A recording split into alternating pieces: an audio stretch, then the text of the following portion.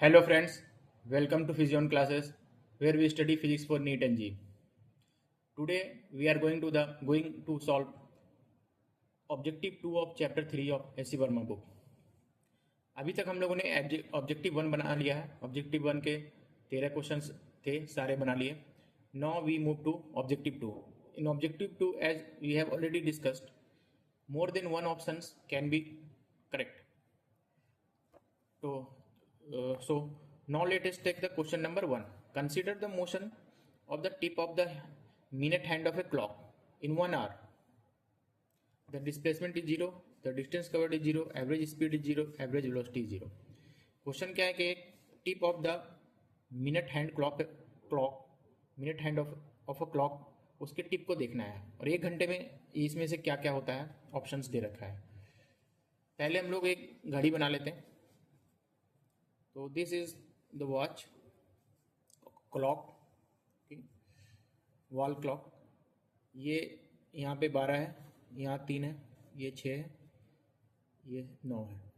Suppose के ये 3 बज रहा हो तो मिनट हैंड क्लॉक कहाँ पे होगा? ये आवर हैंड क्लॉक होगा और ये मिनट हैंड क्लॉक होगा.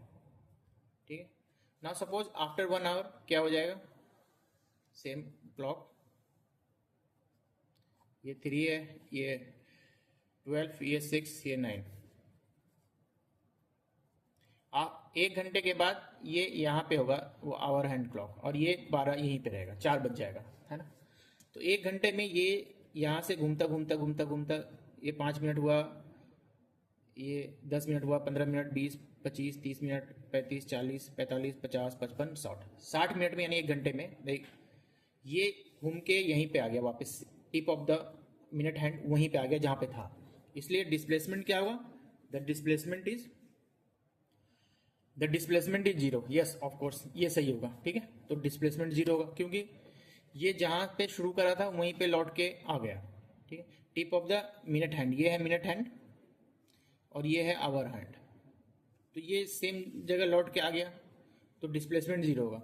Distance covered is 0. No, this is wrong, क्योंकि ये तो अच्छा खासा डिस्टेंस इसका टिप यहाँ से यहाँ घूमते आया और हम लोग we can even calculate the distance covered. Distance covered जो है वो होगा 2 pi r. R is the length of minute hand clock. इसका जो लेंथ होगा उसका आर, क्योंकि ये सर्कुलर पाथ में घूमेगा, है ना. तो इसका डिस्टेंस कवर होगा is not 0 but equal to 2 pi r. R is the length of minute hand clock. Average speed 0. देखो एवरेज वेलोसिटी स्पीड, जब स्पीड क्या होता है? Speed is distance by time. तो डिस्टेंस तो यहाँ पे 0 होगा ही नहीं ना, तो डिस्प्ले स्पीड भी 0 नहीं होगा, ये भी गलत. एवरेज वेलोसिटी 0, ये सही होगा. क्यों?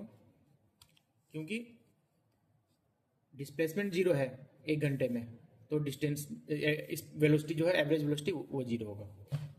किसी भी पॉइंट पे ऐसे एवरेज इंस्टेंटेनियस वेलोसिटी 0 नहीं होगा, लेकिन एवरेज वेलोसिटी 0 हो जाएगा. ठीक है. Okay, now we take next. Now question number 2. A particle moves along the x-axis as. Question ये है, a particle moves along the x-axis as x is equal to u t minus 2s plus a 2 minus 2s whole square. इस equation के हिसाब से, as per this equation the particle is moving. So इन चारों में से कौन कौन से सही होंगे? पहले the initial velocity of the particle is u, the acceleration of the particle is a, the acceleration of the particle is 2a, at t is equal to 2 second, particle is at the origin. देखो अभी इनमें से हम लोग सिर्फ direct एक ही check कर सकते हैं, ये वाला चेक कर सकते हैं. ठीक है. पहले यहाँ पे अगर t 2 सेकंड रख देंगे तो x कितना आएगा? हम लोग ऐसा करते हैं इस तरह. How to proceed such question. ये पोजीशन तो दे रखा है, लेकिन वेलोसिटी भी पूछ रहा है, एक्सेलरेशन भी पूछ रहा है, तो वी नीड टू डिफरेंशिएट. एक इसमें हम लोग dx ओवर dt इसको निकालते हैं, d over dt. This equation हम लोग इसको आगे प्रोसीड करते हैं. U T minus 2u plus a T square plus 4a minus 4at.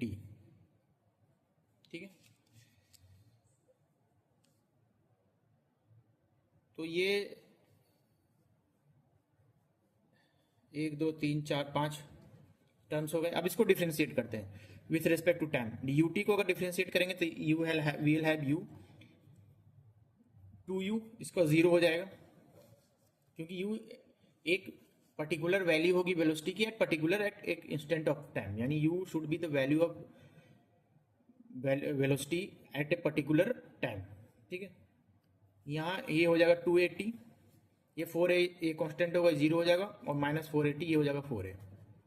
ठीक है, तो velocity is equal to u plus 280 minus 4a। तो यहाँ क्वेश्चन ये कि the initial velocity of the particle is u, initial velocity of the particle is u। ठीक है, देखो इनिशियल वेलोसिटी को किसे कहते हैं हम लोग, velocity at time t is equal to 0। तो initial velocity is equal to u, यहाँ पे t 0 रख देंगे तो माइनस u माइनस 4a, तो u माइनस 4a आ रहा है, तो ये गलत हो जाएगा, इट इज रॉन्ग। ठीक, अब क्वेश्चन है acceleration of the particle is a। देखो एक्सेलरेशन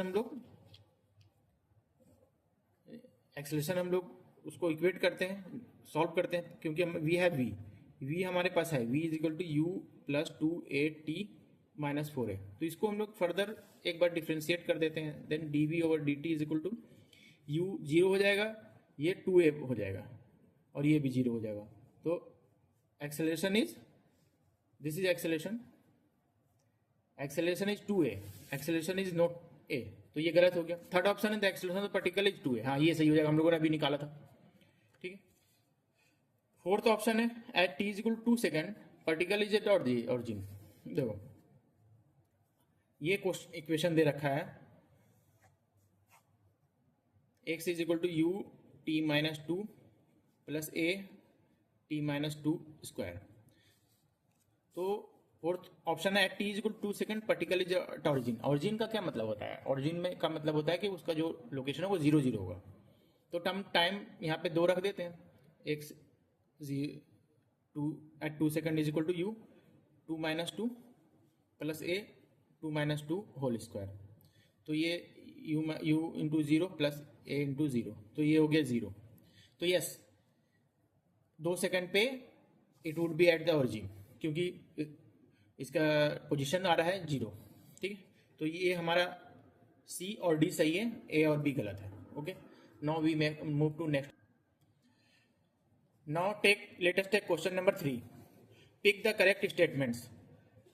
इसमें कौन कौन से सही स्टेटमेंट्स हैं, कौन कौन से सही ऑप्शंस हैं, ये we have to pick out. पहला ऑप्शन है average speed of particle in a given time is never less than the magnitude of the average velocity. ठीक है, ये स्टेटमेंट असर्शन ये है कि एक गिवन टाइम इंटरवल में जो एवरेज स्पीड आएगा वो कभी भी एवरेज वेलोसिटी से कम नहीं हो सकता है। तो समझने की कोशिश करते हैं हम लोग। कोई भी पार्टिकल मूव करेगा, कैसे भी मूव करे, ठीक है, कहीं से भी कहीं तक का भी जो शॉर्टेस्ट डिस्प्लेसमेंट होगा ना, शॉर्टेस्ट डिस्टेंस होगा, that is called displacement. Straight line joining any two particle, यहाँ से यहाँ तक हम लोग समझ लो, लेट अस अज्यूम के body is moving in this way, यहाँ से यहाँ तक का, इस पॉइंट से इस पॉइंट तक हम लोग कंसिडर करते हैं। तो बॉडी तो इधर से मूव करी, ठीक है, और ये total distance divided by time, वो दैट विल गिव स्पीड, यहाँ से यहाँ तक का that will give average speed. और यहाँ से यहाँ जो स्ट्रेट लाइन बनाएंगे दैट विल बी डिस्प्लेसमेंट, और वो उसको टाइम से डिवाइड करेंगे तो that will give average velocity. तो कभी भी किसी भी दो पॉइंट पे जो शॉर्टेस्ट डिस्टेंस हो सकता है दैट इज स्ट्रेट लाइन, और उसी को डिस्प्लेसमेंट कहते हैं। इसलिए कभी भी एक पर्टिकुलर टाइम इंटरवल में कभी भी एवरेज स्पीड कम नहीं हो सकता है एवरेज वेलोसिटी से, क्योंकि जो स्ट्रेट लाइन होता है, जो शॉर्टेस्ट पाथ होता है, उसी को हम लोग डिस्प्लेसमेंट कहते हैं। ठीक है, तो पहला तो so as explained earlier, average speed of particle in a given time is never less than magnitude of the average velocity. इसको याद भी रखना है, मैग्नीट्यूड यहाँ पे दे रखा है, ठीक है, कि कभी भी एवरेज स्पीड जो है कभी भी किसी भी मोशन में डिस्टेंस कभी भी डिस्प्लेसमेंट से छोटा नहीं हो सकता है। सिमिलरली उसी हिसाब से कभी भी एवरेज स्पीड एवरेज वेलोसिटी से कम नहीं हो सकता है। Now we have second option को देखते हैं। It is possible to have a situation in D V over D T is not equal to zero but D V over D T is equal to zero. देखो ये दोनों में फर्क क्या है। This is D V, this is change in velocity, this D V, this is change in magnitude of velocity. ये magnitude of velocity को show कर रहा है और यहाँ पे क्या है, change in velocity divided by change in time और उसका मैग्नीट्यूड को लिया है। दोनों में फर्क समझो। दिस वेलोसिटी और इसमें ये लगा दिया है, इट इज शोइंग कि ये मैग्नीट्यूड ऑफ वेलोसिटी है और यहां पे ये शो कर रहा है ये शो कर रहा है चेंज इन वेलोसिटी। ठीक है, तो क्या ऐसा हो सकता है कि change in velocity zero but change in velocity is not zero but change in magnitude of velocity zero? Yes, it can be correct और मैं एग्जांपल के तौर पे समझाऊंगा। अभी हम लोग प्रोजेक्टाइल मोशन पढ़ रहे थे तो हम लोग प्रोजेक्टाइल मोशन का ही एग्जांपल देखते हैं। प्रोजेक्टाइल मोशन में ही एक ऐसा पॉइंट आएगा जहां पे चेंज इन वेलोसिटी तो जीरो नहीं होगा लेकिन change in magnitude of velocity zero होगा। ठीक है, at the highest point dv over dt will is not equal to zero. In fact it will be equal to, in fact dv at this point, at the point of maximum height जहां पे gain करता है at this point, यहां पे dv over dt जो होगा वो zero के बराबर नहीं होगा। In fact it will be equal to g, क्योंकि हर पॉइंट पे जी ही ग्रेविटी उस एक्सेलरेशन का जी होगा हर पॉइंट पे, तो इस पॉइंट पे भी वही होगा। ठीक है, but at this point change in magnitude of velocity would be zero. ठीक, यहां पे change in magnitude of velocity would be zero.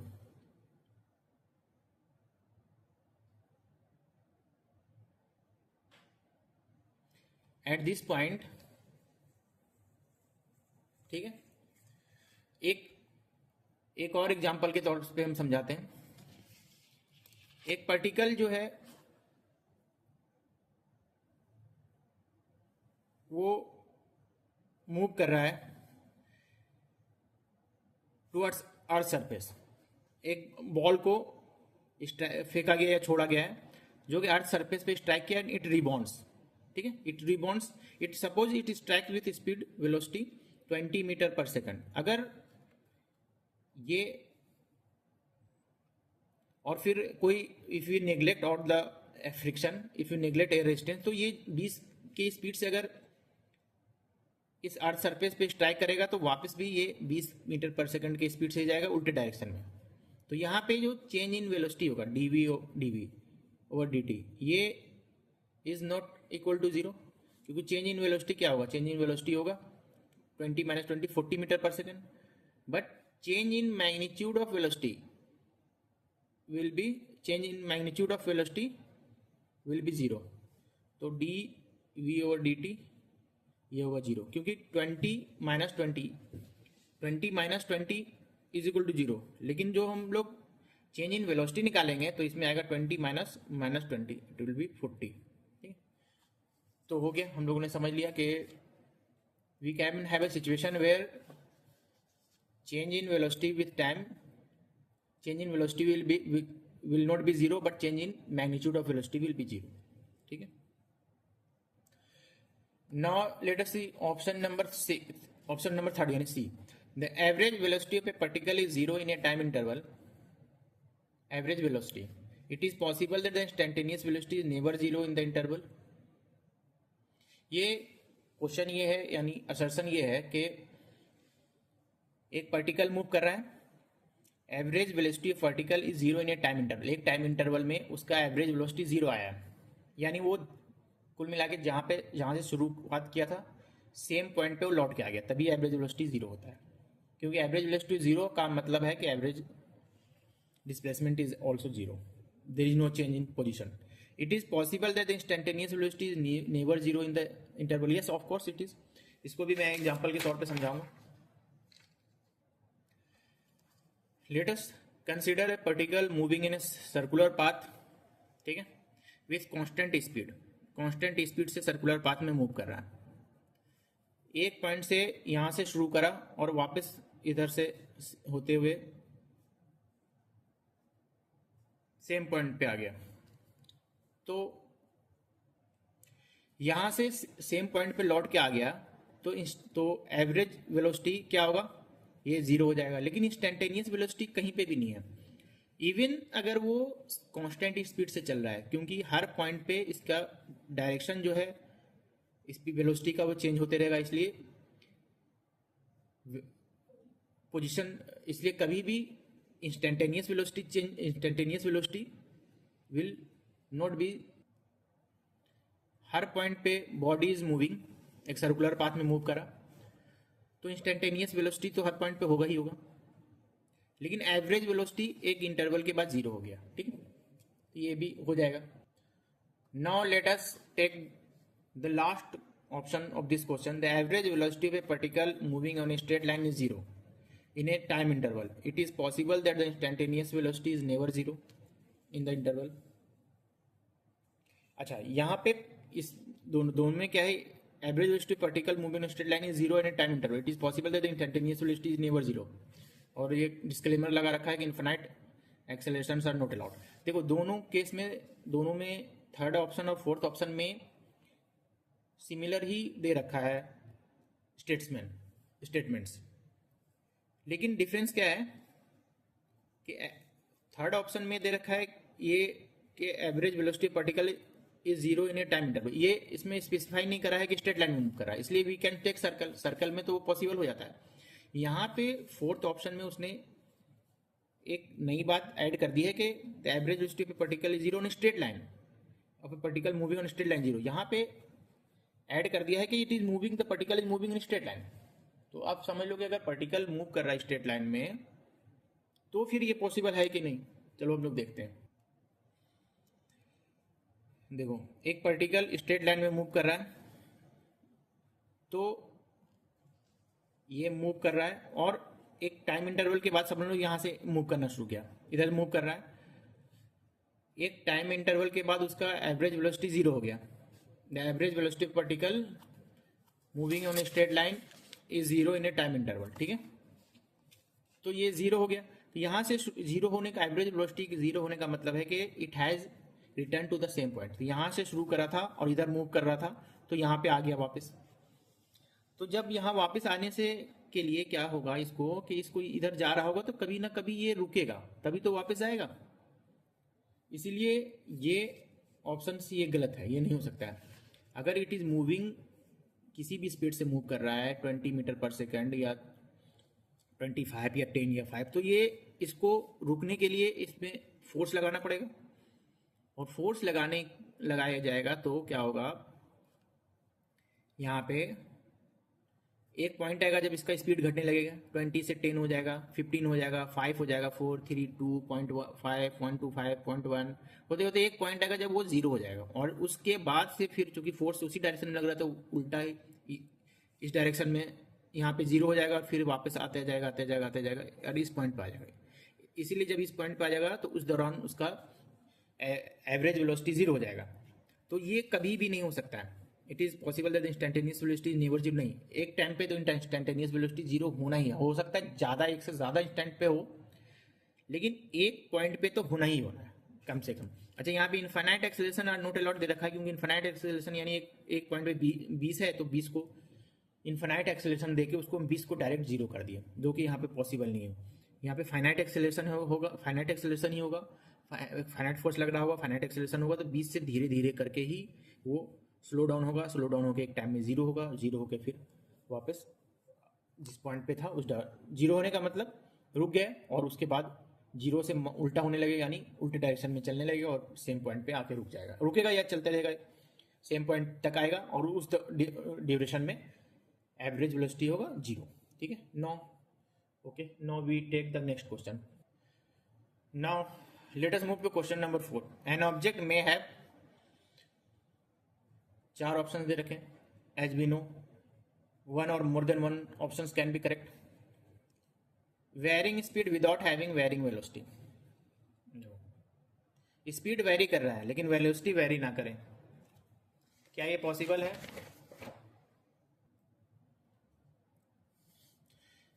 Varying speed without having varying velocity, यानी इस पॉइंट इस पोजीशन में क्या कह रहा है कि वेलोसिटी चेंज हो रहा है लेकिन सॉरी स्पीड चेंज हो रहा है, लेकिन क्या ये हो सकता है कि वेलोसिटी चेंज ना हो? वेलोसिटी इज इक्वल टू, एक तरह से we can say magnitude of speed plus direction. ठीक है, इसी तरह से डिस्प्लेसमेंट होता है. Displacement is magnitude of distance plus direction. तो वेलोसिटी को चेंज होने के लिए या तो स्पीड चेंज हो या डायरेक्शन चेंज हो, कुछ भी चेंज होगा तो वेलोसिटी चेंज हो जाएगा. तो यहाँ पे वेरिंग स्पीड तो चेंज ही हो रहा है तो वेलोसिटी तो चेंज होगा ही होगा. Varying speed without having varying velocity, तो ये गलत हो गया, ये नहीं हो सकता. Varying velocity without having varying speed, देखो ये हो जाएगा क्योंकि वेलोसिटी चेंज होने के लिए जरूरी नहीं है कि मैग्नीट्यूड ऑफ स्पीड चेंज हो, डायरेक्शन चेंज हो रहा हो तो भी वेलोसिटी चेंज हो जाएगा. ठीक है, एग्जांपल के तौर पे ए particle moving in a circular path with constant speed. तो यहाँ पे स्पीड चूंकि भले ही कांस्टेंट रहे लेकिन वेलोसिटी जो है वो हर पॉइंट पे चेंज होते रहेगा. ठीक है, velocity varying velocity without having varying speed, yes it is possible. Example है a particle moving in straight line a particle moving in circular path with constant speed. Speed भले ही कांस्टेंट हो लेकिन उसका डायरेक्शन चेंज हो रहा है इसलिए वेलोसिटी चेंज होगा. Non zero acceleration without having varying velocity, देखो एक्सेलरेशन जो है वो जीरो नहीं है विदाउट हैविंग वेरिंग वेलोसिटी. देखो क्या है non zero acceleration without having varying velocity. देखो तो एक्सेलरेशन क्या होता है, acceleration is equal to D V over D. यहाँ दे रखा है एक्सेलरेशन इज नॉन जीरो, तो ये acceleration is not equal to zero. इसका मतलब ये है कि velocity there would be change in velocity, तो चेंज वेलोसिटी में चेंज होगा ही होगा. ठीक है, तो ये ऑप्शन गलत हो जाएगा. अगर there is acceleration it means velocity will vary. यह क्वेश्चन दे रखा है नॉन जीरो एक्सेलरेशन यानी there is acceleration without having varying velocity और वेलोसिटी में चेंज ना हो, तो ये नहीं पॉसिबल है. अगर एक्सेलरेशन जीरो नहीं है तो वेलोसिटी चेंज होगा ही होगा. ठीक है, अब ये है non zero acceleration without having varying speed. देखो ये non zero acceleration without having varying speed हम लोगों ने पहले ही बताया था, तो एग्जाम्पल दिया था कि एक body moving in circular path, उसी को हम लोग लेते हैं body moving in circular path with uniform speed. ठीक है, तो इस केस में स्पीड वेरी नहीं करेगा लेकिन फिर भी एक्सेलरेशन होगा क्योंकि there is change in direction. ठीक, वेलोसिटी इज पहले बता रखा, velocity is magnitude of speed और प्लस डायरेक्शन. यानी if there is change in velocity there इधर there is change in magnitude of speed और there is change in direction. अगर magnitude of speed या direction किसी एक में भी चेंज हो जाएगा तो वेलोसिटी चेंज होगा. और change in velocity is acceleration, non zero acceleration without having varying speed. Speed नहीं हो रहा है लेकिन वो उसका डायरेक्शन चेंज हो रहा है. तो यहाँ पे भी एग्जांपल सेम होगा, सर्कुलर पाथ में बॉडी मूव कर रहा है विथ कांस्टेंट स्पीड. उस केस में स्पीड वेरी नहीं करेगा but still it will have acceleration because there is change in velocity. तो ये आंसर सही होगा, बी सही है और डी सही है. ओके ठीक है, now we take the next question number. Now let us take question number 5. Mark the correct statements for a particle going on a straight line. If the velocity and acceleration have opposite sign, the object is slowing down. If the position and velocity have opposite sign, the particle is moving towards the origin. कोई नहीं, हम लोग एक एक करके question देखते हैं, एक एक करके ऑप्शन को डील करते हैं. पहला ऑप्शन है if the velocity and acceleration have opposite sign the object is slowing down. Velocity and acceleration है दोनों का ऑपोजिट साइन है, एक प्लस में है एक माइनस में है, तो ऑब्जेक्ट स्लो डाउन कर रहा है. ये क्या सही होगा हमेशा? लेट अस सी. ये हम लोग बनाते हैं एक्स, ये पॉजिटिव एक्स एक्सिस है अगर मान लो. ठीक है, तो दो सिनेरियो हो सकता है। जो वेलोसिटी है ये ग्रेटर देन जीरो है, which means it is moving in the x, which means it is moving in positive x axis, along positive x axis. उस केस में एक्सेलरेशन जीरो है, जीरो से कम है, नेगेटिव है, क्योंकि दोनों का साइन अलग है। द वेलोसिटी एंड एक्सेलरेशन है ऑपोजिट साइन है। तो इस केस में इसका मतलब क्या है कि बॉडी मूव तो इस डायरेक्शन में कर रही है, ठीक है, लेकिन इस पर फोर्स इस डायरेक्शन में लग रहा है, तभी तो एक्सेलरेशन इस डायरेक्शन में है। नेगेटिव एक्सेलरेशन का मतलब है, कोई भी वेक्टर नेगेटिव का मतलब है कि उसके उल्टे डायरेक्शन में लग रहा है बस। तो एक्सेलरेशन इस डायरेक्शन में यानी फोर्स इस डायरेक्शन में लग रहा है, तो of course it will slow down. ठीक है, अब दूसरा सिनेरियो देखते हैं। Velocity is less than zero, यानी कि बॉडी इस डायरेक्शन में मूव कर रही है, ठीक है, इस डायरेक्शन में उसका वेलोसिटी है, वो किसी भी पॉइंट पे हो, लेकिन वो का मूवमेंट इज टुवर्ड्स ओरिजिन, ये ओरिजिन है, भले यहाँ पे भी मूव कर रही हो लेकिन it is moving towards origin, ठीक है। तो इस डायरेक्शन में अगर बॉडी मूव कर रही है और एक्सेलरेशन इसका क्या होगा, acceleration would be greater than zero. हाँ, acceleration would be greater than zero, यानी एक्सेलरेशन जो इस डायरेक्शन में लगेगा, तो still it will slow down. तो पहला तो ऑप्शन ये सही है। देखो, ज़्यादा परेशान नहीं होने की बात है, समझने की बात है। ये जो ऑप्शन दे रखा है, the velocity and acceleration are in opposite direction, तो दो सिनारियो हो सकता है। या तो एक में velocity is greater than zero और acceleration is less than zero, दूसरे से केस में velocity is less than zero and acceleration is greater than zero. जब वेलोसिटी, तो ये ऑरिजिन है, अगर इधर मूव कर रही है बॉडी तो एक्सेलरेशन इधर होगा, ठीक है, तो ऑब्जेक्ट स्लो डाउन होगा ही होगा।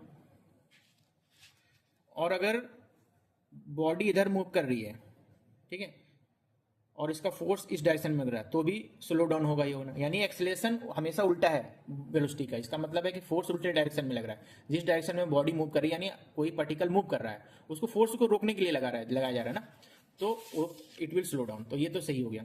अब सेकंड ऑप्शन देखते हैं। Position and velocity have opposite sign. If the position and velocity the particle is moving towards the origin, देखो सेम ही है ये। This option is similar to option one. यहाँ पे पोजिशन वेलोसिटी की जगह हम पोजिशन ले आया, एक्सेलरेशन की जगह में वेलोसिटी ले आया, सेम ही है। यहाँ पे भी हम लोग बना लेते हैं, ये ओरिजिन है zero. If the position velocity of position, position का मतलब क्या है कि पार्टिकल अगर यहाँ पे है इन पॉजिटिव एक्स एक्सिस, तो वेलोसिटी किधर लग रहा है, वेलोसिटी लग रहा है इस डायरेक्शन में, वेलोसिटी इज नेगेटिव। नेगेटिव का मतलब टुवर्ड्स, ये उल्टे डायरेक्शन में लग रहा है, तो yes body will move towards origin. अगर इसका जीरो के बियॉन्ड माइनस में है, नेगेटिव एक्स एक्सिस के अलॉन्ग इसका पोजीशन है, तो फिर positive positive velocity would be more than zero, would be positive, यानी बॉडी इस डायरेक्शन में मूव कर रही है, तो body is moving towards origin. Yes, तो ये भी सही हो गया, बिल्कुल सही, बी भी सही हो जाएगा। अब थर्ड क्या है, if the velocity is zero at an interval at an instant the acceleration should also be zero at that point. If the velocity is zero, फिर से पढ़ो, कोई इंटरवल पे वेलोसिटी जीरो, ठीक है, तो acceleration should also be zero. अच्छा, नहीं, देखो वेलोसिटी जीरो ना, एक्सेलरेशन क्या होता है, acceleration is dv over dt।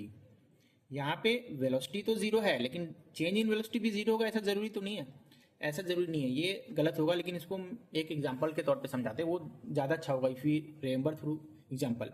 Mathematically तो ये ठीक है, एक और प्रूव आए तो इसको ऐसे ही प्रूव करना पड़ेगा हमें कि v is zero, it velocity zero, इसका मतलब नहीं कि चेंज इन वेलोसिटी भी जीरो है, ये चीज़ समझो।